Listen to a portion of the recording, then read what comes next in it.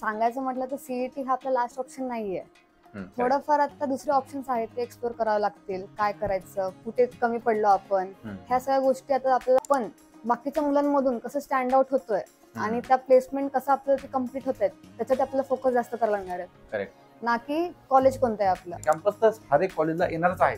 जसं स्नेहाने मेन्शन केली, कुठे कमी येणार कुठे जास्त येणार. पण दुसरं ऑप्शन तुम्ही बीसीए किंवा बीएससी आयटी ह्या ब्रांचेस सुद्धा तुम्ही ऑप्ट करू शकतात. कारण का ह्याच्यातून पण खूप जणांना चांगल्या आयटी कंपनीज मध्ये जॉब मिळालेले आहेत. असं नाही की एक इंजिनिअरिंग कॉलेजेस असलं पाहिजे. असं असतं की आता मार्क्स कमी पडले आणि आपल्याला आपली इच्छा म्हणजे आपली म्हणण्यापेक्षा सगळ्यांची इच्छा अशी असते की यार मला कॉलेज चांगलं पाहिजे, चांगल्या सिटीमध्ये पाहिजे, चांगली ब्रांच पाहिजे. फक्त चांगले कॉलेजेस पुणे मुंबईतच आहेत असं नाहीये. तुम्ही थोडंफार बाहेर जा. संभाजीनगरला चांगले कॉलेजेस आहेत, नागपूरला आहे, सांगलीला आहे. तिकडे पण असे कॉलेजेस आहेत जिथे प्लेसमेंट होऊ शकतात चांगल्या कंपनीज मध्ये. आधीच स्ट्रेसमध्ये असतात की माझं आताच झालं नाही, परत रिपीट करणार, परत नाही होणार. मग थोडंफार ही मेंटॅलिटी असेल तर रिपीट करू नाही असं माझं म्हणणं आहे. बरं, प्लेसमेंट जेव्हा आपण करतो तर एखादी कॉलेजमध्ये प्लेसमेंट वगैरे येते, आपण जर सीईटी रिपीट केलं असेल त्याचा काय इम्पॅक्ट पडतो का? सो फायनली सीईटीचा रिझल्ट लागलेला आहे आणि on and average last time जसा रिझल्ट होता तसाच ऑन अँड ॲव्हरेज रिझल्ट आहे. मोस्टली 50 to 120च्या रेंजमध्ये खूप सारे स्टुडंट आहेत. आणि असं असतं घरचे बोलतात किंवा आपल्या स्वतःला वाटतं, कम्पॅरिझन करतो आपण आपल्या फ्रेंडच्या मार्क्स बरोबर. आणि मार्क्स कमी आले की मग आपण डिप्रेशनमध्ये जातो. आता आपल्याला असं वाटतं की मला कॉलेज चांगलं भेटणार नाही किंवा मला आता कॉलेजला ॲडमिशन भेटेल का, चांगली ब्रांच भेटेल का, जॉब भेटेल का. तर सीईटीचा रिझल्ट हा एक मार्क्स आहेत, हा एक टेम्पररी आहे. तुमचं करिअर खूप मोठं आहे. तर तुम्हाला आता सीईटीचे मार्क्स जर कमी पडले असतील तर त्यानंतर पुढे काय करायचं, तुम्हाला चांगलं कॉलेज भेटेल का, तुम्हाला कोणती ब्रांच भेटेल का, तुम्हाला कुठे ॲडमिशन घ्यायचे, काय करायचे. तर जर तुम्हाला मार्क्स कमी पडले असेल ना तर हा पॉडकास्ट तुमच्यासाठी होणार आहे. तर ह्या टॉपिकवरती बोलण्यासाठी मी स्नेहाला इन्व्हाइट केलं आहे. तर स्नेहाचं जर सांगायचं झालं ना तर स्नेहा आता जस्ट कॉलेज प्लेसमेंट झालं आहे तिचं पुण्यामध्ये सिंगर कॉलेजला. तिचं आत्ताच जस्ट ग्रॅज्युएशन झालं आहे आणि तिचं पण सीईटीचं रिझल्ट लागल्यानंतर कॅप राऊंड जे काही गव्हर्नमेंट थ्रू जे काही प्रोसेस आहे ती सगळी प्रोसेस करून कॅम्पस त्याच कॉलेज थ्रू कॅम्पस प्लेसमेंट झालं आहे. तर किती मार्क्स कमी असतील आणि आपल्याला कॉलेज कोणतं घ्यायचं किंवा कसा इम्पॅक्ट पडतो त्या आपल्या इंजिनिअरिंग कॉलेजला किंवा आपले मार्क्स कमी आले आपण डिप्रेशनमध्ये जातो. तर काय काय केलं पाहिजे करिअरमध्ये किंवा काय नाही, हे सगळ्या गोष्टी आज आपण डिस्कस करूयात. पॉडकास्ट लास्टपर्यंत बघा, खूप इम्पॉर्टंट पॉडकास्ट होणार आहे. स्नेहा, वेलकम टू आयटी वाला देव परत एकदा. थँक्यू. आणि यस, जसं मी सांगितलंच आहे. तर स्नेहा, माझा फर्स्ट क्वेश्चन असेल की आता सीईटीचा रिझल्ट लागलाय आणि ऑन अँड ॲव्हरेज काय झालंय ना की 50 to 120च्या रेंजमध्येच खूप जास्त स्टुडंट आहेत. काही 60 आहेत, काही 70 आहेत, काही 80 आहेत. तर त्यांना असं वाटतं की यार आता मला सीईटीला मार्क्स कमी आहेत आणि आता मी काय केलं पाहिजे. तर सीईटीला कमी मार्क्स पडले तर ते एक साहजिक आहे की टेन्शन येणं, स्वतःला दोष देणं. बरोबर. पण सांगायचं म्हटलं तर सीईटी हा आपला लास्ट ऑप्शन नाहीये. थोडंफार आता दुसरे ऑप्शन्स आहेत ते एक्सप्लोर करावे लागतील. काय करायचं, कुठे कमी पडलो आपण, ह्या सगळ्या गोष्टी आता आपल्याला शोधायला लागतील. बरोबर. म्हणजे सगळ्यात मेन असं असतं की आपल्याला सीईटीला मार्क्स कमी पडले म्हणजे आपलं करिअर तिथं संपलं असं नाहीये. जिथे पण तुम्ही नेक्स्ट ऍडमिशन घेणार तुम्ही तिथं ज्या चुका तुम्ही 12वीला झाल्या किंवा सीईटीचा मार्क्स झाला तुम्हाला तिथं नाही करायच्या. बरं, माझा नेक्स्ट क्वेश्चन असेलच नाही की समजा आता कसं असतं ना सीईटीला मार्क्स कमी पडले तर मग आपल्याला कॉलेज म्हणजे जसं पाहिजे तसं भेटत नाही किंवा जी पाहिजे ती ब्रांच भेटत नाही किंवा काय असं काही एक्झाम्पल्स आहेत का किंवा कॉलेज ऑन अँड ॲव्हरेज आहे किंवा मग आपला मार्क्स कमी आहे तरी पण मीडियम कॉलेजमध्ये हे करून आपल्याला आयटीचं करिअर चांगलं झालंय. खूप वेळा असं बोलतात की कॉलेज चांगलं असेल मगच चांगला आयटी कंपनीमध्ये प्लेसमेंट मिळेल. करेक्ट. तर असं प्रत्येक वेळेसच नाहीये. आपल्या स्वतःवरती पण डिपेंड करतं आपण कशी मेहनत घेतोय, कशी स्किल सेट आपली इम्प्रूव्ह करतोय, त्याच्यावरती खूप डिपेंड करतं. बरोबर. आणि प्लेसमेंट तर कॉलेजमध्ये कसं कंपनी येत राहणार. कोणतंही कॉलेज असलं तरी कंपनी फक्त कमी जास्त होतात. पण आपण बाकीच्या मुलांमधून कसं स्टँड आउट होतोय आणि त्या प्लेसमेंट कसं आपल्याला ते कम्प्लीट होत आहेत त्याच्यात आपल्याला फोकस जास्त करायला लागणार आहे. करेक्ट. ना की कॉलेज कोणतं आहे आपलं. ओके, बरं, तुझ्या बाबतीत तुझं एक्झाम्पल सांगता येईल? माझं म्हणजे मी सिंहगडला होती, ते पण टियर 3 मध्ये येतं आणि कंपनीज येत होत्या पण कसं कॉम्पिटिशन कोणात डिपेंड करतं, स्टुडंट्स वरती डिपेंड करतं. मग त्या स्टुडंट्स मध्ये मी कसं स्टँड आउट करत होते तर माझ्या स्किल्स नुसार तर त्याच्यासाठी मी जास्त मेहनत घेतली की माझ्या स्किल्स इम्प्रूव्ह केल्या. जे काही म्हणजे पहिली टेस्ट असते ऍप्टिट्यूडची टेस्ट असते ती कशी मी सगळ्यात म्हणजे पटकन क्लिअर करून ती इझिली क्लिअर झाली तर पुढच्या स्टेप्स कशा क्लिअर करायच्या. तर मी ह्या गोष्टींवरती जास्त मेहनत घेतलेली आहे. Okay, great. म्हणजे हे पण एक चांगलं एक्झाम्पल आहे की टियर 3 मध्ये ऍडमिशन झालं. त्यानंतर जसं स्नेहाने मेन्शन केलं की यार आपल्याला टियर 3 मध्ये मार्क्स कमी असतील ना, तुम्हाला कुठल्या ना कुठल्या कॉलेजमध्ये तुमचं ऍडमिशन 100% भेटणारच आहे. फक्त काय आहे, स्वतः तुम्ही किती इनपुट देताय, स्वतः किती तुम्ही त्या सगळे लर्न करताय. आणि त्यानंतर जे काही कॅम्पस वगैरे, कॅम्पस तर हर एक कॉलेजला येणारच आहे. जसं स्नेहाने मेन्शन केले, कुठे कमी येणार, कुठे जास्त येणार. फक्त तुम्हाला त्यावरती डिपेंड आहे की तुम्हाला इनपुट द्यायचे किंवा काय. जे तुझे फ्रेंड सर्कल असेल किंवा काय त्यावेळेस असं डिस्कस होतच ना की आता सीईटी मध्ये मार्क्स कमी पडलेत, मग आता आपण काय केलं पाहिजे. सगळ्यात मेन असं असतं की आता सीईटीचे मार्क्स कमी पडलेत, मग आता आपण काय डिसिजन घेतला पाहिजे किंवा काय केलं पाहिजे. पहिलं तर थोडं शांत व्हा, स्वतःला टाइम द्या, एक दिवस घ्या, त्या ह्याच्यातून तुम्ही बाहेर पडा थोडंफार. कारण का तुम्हाला पुढचं डिसिजन तर घ्यावं लागणारच आहे. करेक्ट. मग थोडंसं तुम्हाला रिसर्च करावं लागेल की आता मेरिट लिस्ट लागणार तुमची, बरोबर. मग कॉलेजेसचे त्यांचं कट ऑफ असतं. मग तुम्ही सर्च करा की कोणत्या कॉलेजेसचे कट ऑफ कमी आहेत ज्यात तुम्हाला ऍडमिशन मिळेल. हा एक ऑप्शन आहे आपल्याकडे. पर दुसरा ऑप्शन तुम्ही बीसीए किंवा बीएससी आयटी ह्या ब्रांचेस सुद्धा तुम्ही ऑप्ट करू शकतात. कारण का ह्याच्यातून पण खूप जणांना चांगल्या आयटी कंपनीज मध्ये जॉब मिळालेले आहेत. असं नाही की एक इंजिनिअरिंग कॉलेजेस असलं पाहिजे चांगलं, तर ते ह्याच्यातून पण तुम्हाला चांगले जॉब्स मिळू शकतात. काही प्रायव्हेट कॉलेजेसचे त्यांचे स्वतःचे एंट्रन्स एक्झाम असतात, तुम्ही ते पण सर्च करू शकता थोडंफार. आणि काही मग मॅनेजमेंट कोटा थ्रू पण आपण बघू शकतो की कोणत्या कॉलेजमध्ये आपल्याला ऍडमिशन मिळतंय की नाही ते. हा, करेक्ट. म्हणजे हा पण एक ऑप्शन चांगला आहे की आपण काय करतो की यार मार्क्स कमी पडले म्हणून आपण डिप्रेशन मध्ये जातो.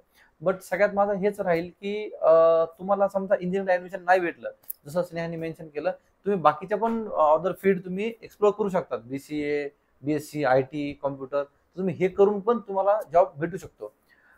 बर, आता समजा मला मार्क्स कमी आहेत, म्हणजे मला सीईटीचा मार्क्स कमी आले, आता मला इंजिनिअरिंग करायची आहे आणि मला मार्क्स कमी आल्यामुळे असं तर नाही होणार की आता मला खूप टॉप म्हणजे हे तर मला ऍक्सेप्ट करावं लागेल की आता मला टॉप कॉलेज नाही भेटणार आहे. तुम्हाला ऑन अँड ऍव्हरेज कॉलेज भेटेल. तुम्हाला ऑन अँड ऍव्हरेज कॉलेज जर भेटलं आणि मला आयटी मध्ये जॉब करायचा आहे, त्यासाठी मग काय करावं लागेल? त्यासाठी मग जे मेन स्किल्स आहेत, जसं की आपलं बेसिक कम्युनिकेशन स्किल आहे, ते तुम्हाला इम्प्रूव्ह करावं लागणार आहे. मग तुम्ही तुमचं कॉलेजचा अभ्यास करत करत तुम्ही एक्स्ट्रा क्लासेस, जे काही कोडिंगचे क्लासेस असतात, लँग्वेजेस झालं, जे काही असेल ते लागतं, त्याचे तुम्ही क्लासेस एक्स्ट्रा करू शकतात. कारण का स्किल सेट जर तुमचा चांगला असेल तर कंपनी तुम्हाला घेणार, ना की तुमच्या कॉलेजवर बेस असणार आहे, ते तुमच्या स्किलवर बेस असणार आहे. ह्या सगळ्या गोष्टी तुम्हाला त्याच्यामध्ये इम्प्रूव्हमेंट करायला लागणार आहे तुम्हाला. स्नेहा, असं असतं की आता मार्क्स कमी पडले आणि आपल्याला आपली इच्छा म्हणजे आपली म्हणण्यापेक्षा सगळ्यांची इच्छा अशी असते की यार मला कॉलेज चांगलं पाहिजे, चांगल्या सिटीमध्ये पाहिजे, चांगली ब्रांच पाहिजे. मग आता मार्क्स तर मला कमी पडलेत आणि आता मार्क्स जर मला कमी पडले असतील तर मग मला कॉलेजेस आणि ब्रांच हे कसं घ्यायला पाहिजे? कारण माझं असतं पुणे मुंबईच असतं. बरोबर आहे. तर भरपूर मुलांचं हेच असतं की मला कॉलेज पुणे किंवा मुंबईलाच पाहिजे. बरोबर. पण फक्त चांगले कॉलेजेस पुणे मुंबईतच आहेत असं नाहीये. तुम्ही थोडंफार बाहेर जा. संभाजीनगरला चांगले कॉलेजेस आहेत, नागपूरला आहे, सांगलीला आहे. तिकडे पण असे कॉलेजेस आहेत जिथे प्लेसमेंट्स होऊ शकतात चांगल्या कंपनीज मध्ये, जिथे कॅम्पसेस येतात. पण मुलांना ते माहित नसतात कॉलेजेस, कारण का पुणे मुंबई हेच खूप गाजलेलं आहे. बरोबर. तर थोडंफार तुम्हाला सर्च करून तिकडे जाऊन बघावं लागेल की कॉलेजेस आहेत तिकडे, ते सर्च करावं लागतील कोणते कॉलेजेस आहेत ते. आणि तिकडे ही ऍडमिशन प्रोसेस कशी काय, थोडंफार म्हणजे कमी मेरिट लिस्ट वाले पण आहेत कॉलेजेस जे चांगले आहेत. म्हणजे की कॉलेज चांगले आहेत, फक्त आपण एक्सप्लोर करत नाहीत. ट्रेंडिंग मध्ये चालू आहे किंवा पुणे आणि मुंबई. तर हे पण एक चांगला पॉईंट आहे की तुम्ही फक्त पुणे आणि मुंबईकडेच फक्त म्हणजे ट्रेंडिंग सोबत जातो. आता ऍज युजल आपल्याला ऍक्सेप्ट करणं आहे की मार्क्स आपल्याला कमी आहेत आणि पुणे मुंबईमध्ये ट्रेंडिंग झाल्यामुळे त्यांचे जे मेरिट लिस्ट आहे तो जरा जास्त आहे. बाकीचे पण तुम्ही आहेत, म्हणजे नाशिकला आहे केकेवा वगैरे, बारामतीला विद्याप्रतिष्ठान, म्हणजे सांगलीचा आहे college, government college of engineering Sangli, खूप आहे. म्हणजे लिस्ट काढली तर खूप महाराष्ट्रामध्ये कॉलेज आहेत, नागपूरला आहेत, सोलापूरला आहेत. म्हणजे तुम्ही एक्सप्लोर करा. असं नाही की फक्त पुणे मुंबईमध्ये तुम्ही इंजिनिअरिंग केली म्हणजे तुम्हाला जॉब लागणार आहे. बरोबर. आणि दुसरी गोष्ट म्हणजे काय की आपल्या ह्या सिरीज मध्ये आपल्या चॅनलवरती पण व्हिडिओज आहेत असे की जेणेकरून top colleges Mumbai, top colleges Pune आणि मुंबईच्या व्यतिरिक्त महाराष्ट्रामध्ये टॉप कॉलेजेस कोणते आहेत ते पण मी आपल्या चॅनलवरती टाकले. ते पण एक्सप्लोर करा, ते पण बघा. तुम्हाला डायरेक्टली इन डिटेल मध्ये तुमचा सगळा डेटा भेटणार आहे. ओके. आणि आतापर्यंत जर तुम्हाला हा पॉडकास्ट आवडला असेल तर लाईक करा. स्नेहा, मी सगळ्यात इम्पॉर्टंट टॉपिक वरती येतो आता. बरेचसे पॅरेंट्स म्हणजे स्टुडंटच असतं, पण पॅरेंट्स असतं की आता मार्क्स कमी आले आपल्या मुलाला, तर मग सगळ्यात इम्पॉर्टंट की आता रिपीट करा. खूप लोक आहेत असे की म्हणजे 10-20% असा 12वी नंतरचा क्राऊड असेल की तो रिपीट करतो, 1 इयर म्हणजे रिपीटला करतो सीईटी साठी. ते वर्थ आहे का? रिपीट थोडासा आहे ना, खूप असं क्रिटिकल कंडिशन आहे बोलता येईल ही. कारण का मुलांना कॉन्फिडन्स असेल तर त्यांनी रिपीट करावं, हे एक बरोबर आहे. कारण का कसं असतं, काही मुलं आधीच स्ट्रेसमध्ये असतात की माझं आताच झालं नाही, परत रिपीट करणार, परत नाही होणार. मग थोडंफार ही मेंटॅलिटी असेल तर रिपीट करू नाही, असं माझं म्हणणं आहे. तुम्हाला कॉन्फिडन्स असेल, तुम्हाला वाटतं की तुम्ही अजून 1 वर्ष दिला, स्वतःला मेहनत केली, तर तुमचं अजून चांगले मार्क्स मिळतील, तुम्हाला कॉन्फिडन्स असेल तर तुम्ही नक्की करा रिपीट. पण जर स्वतःवर डाऊट असेल, अजून सुद्धा नाहीच होणार म्हणून, तर तुम्ही जे आता आपण आधी सांगितलं की कॉलेजेस सर्च करा जिथे कट ऑफ कमी आहे, किंवा असे कॉलेजेस बाहेर जिथे ऍडमिशन मिळून जाईल आपल्याला, तर तुम्ही रिपीट करू नका ह्या बाबतीत. प्लेसमेंट जेव्हा आपण करतो तर एखादी कॉलेजमध्ये प्लेसमेंट वगैरे येते, आपण जर सीईटी रिपीट केला असेल त्याचा काय इम्पॅक्ट पडतो का? हो. म्हणजे आता आपला गॅप पडतो 1 वर्षाचा, मग कंपनी ऑब्व्हियसली तुम्हाला विचारणार की तुम्हाला हा गॅप असं कसं, ऑब्व्हियसली तुम्हाला कंपनी विचारणार की हा गॅप का पडला तुमचा. मग तो एक निगेटिव्ह इम्पॅक्ट पडतो की हा बाबा ह्या स्टुडंटने गॅप घेतलेला आहे, म्हणजे काहीतरी ह्यांच्या स्किल सेट मध्ये कमी पडली असणार आहे, किंवा त्यांनी मेहनत करण्यात हे म्हणजे थोडंफार मागे पडले मुलं, तर डाऊट येतो कंपनीला. बरोबर, त्यामुळे तो गॅपचा आहे. तर मग हे एक चांगला पॉईंट आहे की जर तुम्हाला कॉन्फिडन्स असेल तर तुम्ही ते घेऊ शकता. जर कॉन्फिडन्स नसेल तर तुम्ही सीईटी रिपीटला जाऊ नका. ऑनलाईन ऍव्हरेज तुम्हाला कुठलं ना कुठलं तरी कॉलेज भेटणारच आहे. असं नाही की तुम्ही टॉप कॉलेजला तुम्ही इंजिनिअरिंग केलं म्हणजे तुम्हाला जॉब भेटणार आहे. टॉप कॉलेजला तुम्हाला ऍडमिशन भेटल, पण तुम्हीच काही स्टडी नाही केला तर तुम्हाला जॉब तरी कुठून भेटणार आहे? सो ऑनलाईन ऍव्हरेजला तुम्ही जर कॉलेजला गेले, तुम्ही चांगला परफॉर्म केला, तुम्ही चांगला स्टडी केला, तर तुम्हाला जॉब 100% भेटणार आहे. Okay. So Sneha, me at the एंडला येतो.